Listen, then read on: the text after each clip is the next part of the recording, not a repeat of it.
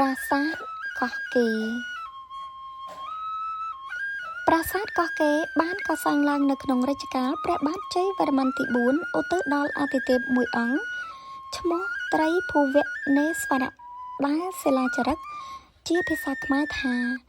កម្រតែងដល់រាជាគឺជាអាទិទេពធំឬផ្ដល់សេចក្តីសុខក្នុងពិធីសក្ការៈទេវរាជមនុស្សលោកប្រាសាទនេះពីដើមឈ្មោះឆកគីឬផ្ទៃដីកកគីសប្តាហ៍ថ្ងៃហៅថាអតីតរាជធានីកោះកេរមានទំហំផ្ទៃដី 16 គុណនឹង 16 គីឡូម៉ែត្រប្រាសាទនេះមាន7ជាន់មានកម្ពស់35ម៉ែត្រនៅតំបន់កោះកេរក្នុងផ្ទៃដីចំនួន9គីឡូម៉ែត្រ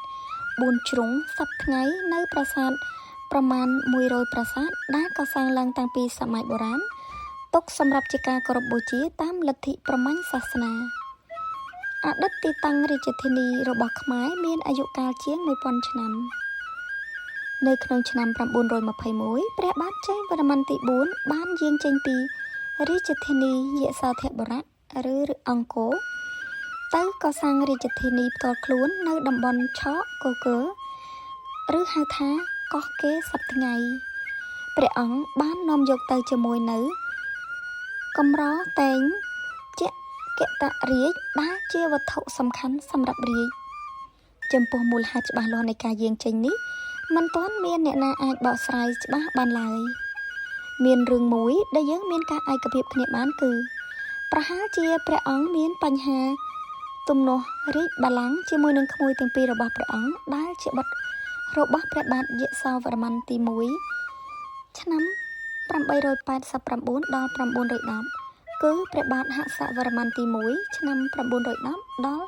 923និងព្រះបាទឥសានវរ្ម័នទី2ឆ្នាំ923ដល់928ពេលដែលបិតាសោយទីវង្គត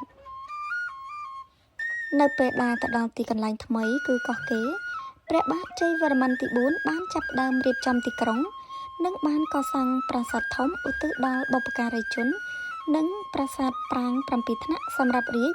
និងឧទ្ទិសដល់អាទិទេពត្រីភូវនេស្វរៈគឺព្រះឥសូរកសាងរាងហាលបារាយណ៍និងហេដ្ឋារចនាសម្ព័ន្ធជាច្រើនសម្រាប់ជាប្រយោជន៍សាធារណៈបើតាមសិលាចារឹកប្រាសាទនាងខ្មៅនៅស្រុកសំរងខេត្តតាកែវនិងសិលាចារឹកស្ដុកកោះធំព្រះបាទជ័យវរ្ម័នទី4បានប្រកាសខ្លួនជាស្ដេចគ្រប់គ្រងប្រទេសនៅក្នុងឆ្នាំ928យើងរកឃើញសំណង់ប្រាសាទនៅកោះកេរមានចំនួន70ប្រាសាទរាប់ទាំងទីទួលបុរាណយោងតាមការសិក្សាស្ថាបត្យកម្មប្រាសាទដែលចាស់ជាងគេភាគច្រើនគឺប្រាសាទឥដ្ឋកសាងនៅចន្លោះឆ្នាំ921ដល់928បន្ទាប់គឺប្រាសាទភក់ប្រហែលចាប់ផ្ដើមកសាងនៅឆ្នាំ928និងប្រាសាទថ្មបាយក្រៀមកសាងចន្លោះឆ្នាំ930រហូតដល់ការបញ្ចប់នៃរាជនៅឆ្នាំ941នៅក្នុងឆ្នាំ944ព្រះបាទរាជេន្ទ្រវរ្ម័នទី2បានរើរាជធានីមកតាំងនៅអង្គរវិញដោយបានកសាងប្រាសាទត្រៃរូបសម្រាប់រាជនិងប្រាសាទមេបុណ្យខាងកើតសម្រាប់បុព្វការីជនបើទោះបីជាកោះកេរស្ថិតនៅក្នុងរាជធានីរបស់ខ្មែរនៅក្នុងរយៈពេលតែជាង20ឆ្នាំក៏ដោយការកសាងនិងការអភិវឌ្ឍនៅទីនោះហាក់បីដូចជាមានការគ្រោងទុកជាមុននិងមានប្លង់ច្បាស់លាស់ទាំងការសាងសង់ពង្រីកទីក្រុងការជ្រើសរើសទីតាំងសាងសង់បូជនីយដ្ឋាននិងទីកន្លែងជាច្រើនទៀតសម្រាប់ឧទ្ទិសដល់ព្រះឥសូរព្រះវិស្ណុព្រហ្មព្រះគណេសព្រះព្រហ្មនិងទេពដទៃទៀតនៅក្នុងជំនឿព្រហ្មញ្ញសាសនាជាពិសេសគឺការកសាងប្រាសាទលិង្គដែលមានទំហំធំដោយឆ្លងកាត់នៅសង្គ្រាមជាច្រើនសតវត្សប្រាសាទកោះកេរបានរងនឹងការបំផ្លិចបំផ្លាញពីធម្មជាតិនិងពីមនុស្សយ៉ាងដំណំតំបន់កោះកេរធ្លាប់ជាសមរភូមិប្រយុទ្ធនៅក្នុងសម័យសង្គ្រាមស៊ីវិលជាង30ឆ្នាំពីឆ្នាំ1970ដល់1988រីឯការលួចវត្ថុបុរាណការបំផ្លាញចំពោះសម្បត្តិបេតិកភណ្ឌជាតិបានកាត់ឡើងយ៉ាងអនាធិបតេយ្យនិងមានសភាពធ្ងន់ធ្ងរបំផុតដែលធ្វើឲ្យប្រាសាទមួយចំនួនធំត្រូវបានបាក់រលំធ្លាក់ដល់ដីចាប់ពីឆ្នាំ1970នៅតំបន់កោះកេរត្រូវបានស្ថិតនៅក្នុងការកាន់កាប់ របស់កងទ័ពខ្មែរក្រហមរហូតដល់ឆ្នាំ1998ក្រោយពីធ្វើសមាហរណកម្មកងទ័ពខ្មែរក្រហមក្នុងរាជរដ្ឋាភិបាលតំបន់កោះកេរត្រូវបានបើកជាសាធារណៈឡើងវិញតែនៅមានក្របមានកប់ក្រំដីនៅរីប៉ាយពេញតំបន់ប្រាសាទនៅឡើយ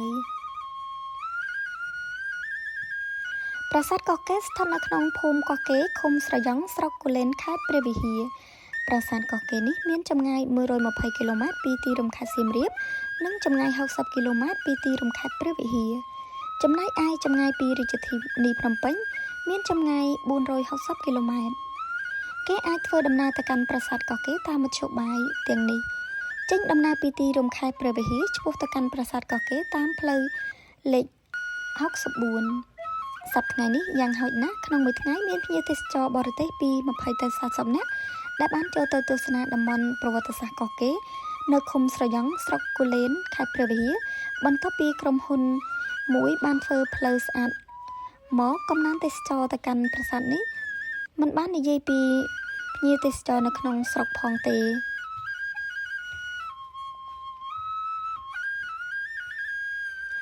ផ្លូវប្រវែង105គីឡូម៉ែត្រចេញពីរង្វង់មូលភ្នំគូលែនទៅដល់ប្រាសាទកោះកេរគឺត្រូវបានធ្វើរួចរាល់តាមរយៈផ្លូវដ៏ស្អាតធ្វើឲ្យចំនួនភ្ញៀវទេសចរបរទេសនិងក្នុងស្រុកកើនឡើងជាលំដាប់ប៉ុន្តែក្រុមហ៊ុនក៏នៅតែកែសម្រួលជារៀងរហូតដើម្បីឲ្យកាន់តែប្រសើរសម្រាប់ទាំងភ្ញៀវទេសចរធ្វើដំណើរឲ្យមានសុវត្ថិភាពក៏ដូចជាប្រជាពលរដ្ឋនៅក្នុងតំបន់ងាយស្រួលឆ្លងកាត់ពីតំបន់មួយទៅតំបន់មួយផងដែរ